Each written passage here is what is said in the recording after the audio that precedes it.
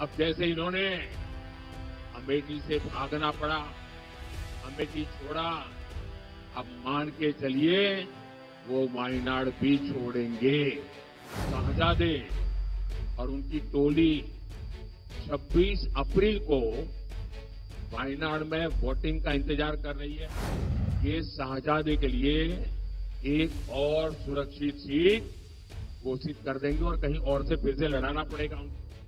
ये INDI alliance के लोग अंदर अंदर एक दूसरे के खिलाफ चुनाव लड़ रहे हैं। अब वो किस प्रकार की बातें करते हैं जी, कोई कल्पना कर सकता है? चलो भाई एक आध दो में गड़बड़ हो जाए वो तो समझ सकते हैं। 25% सीटें ऐसी है इस देश के लोकसभा की जिसमें ये जो अपने आप का गठबंधन का क्लेम करते हैं वो आपस में चुनाव लड़ रहे हैं, आपस में एक दूसरे को जेल में डालने की बातें कर रहे हैं, आपस में एक दूसरे पर आरोप लगा रहे हैं। क्या ऐसे लोगों पे भरोसा कर सकते हैं? क्या ऐसे लोगों पे भरोसा कर सकते हैं? जो अंदर अंदर भरोसा नहीं कर सकते हैं उस पर आप भरोसा कर सकते हैं क्या? देश भरोसा कर सकता है? जो आज साथ होने के बाद भी 25% सीटों पर लड़ते हैं, तो अगर उनको थोड़ी सीटें पार्लियामेंट में मिल गई तो अंदर भी वो तूफान करेंगे। और इसलिए इस चुनाव में इनको सबक सिखाना बहुत जरूरी है भाइयों।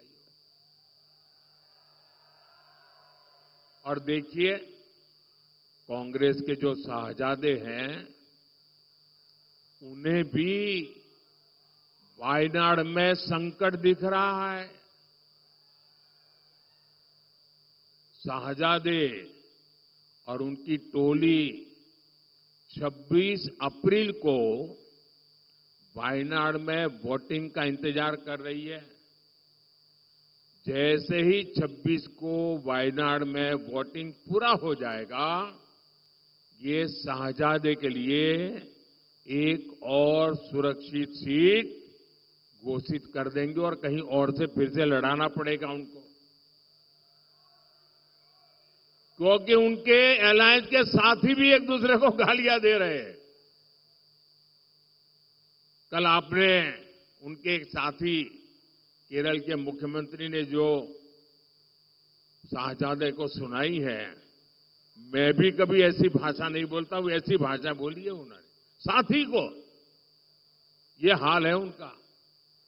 अब जैसे इन्होंने अमेठी से भागना पड़ा, अमेठी छोड़ा, अब मान के चलिए वो वायनाड भी छोड़ेंगे। ऐसी ही और खबरों से हमेशा अपडेट रहने के लिए चैनल को सब्सक्राइब कर लीजिए और वीडियो पसंद आया हो तो लाइक और शेयर करना ना भूलें।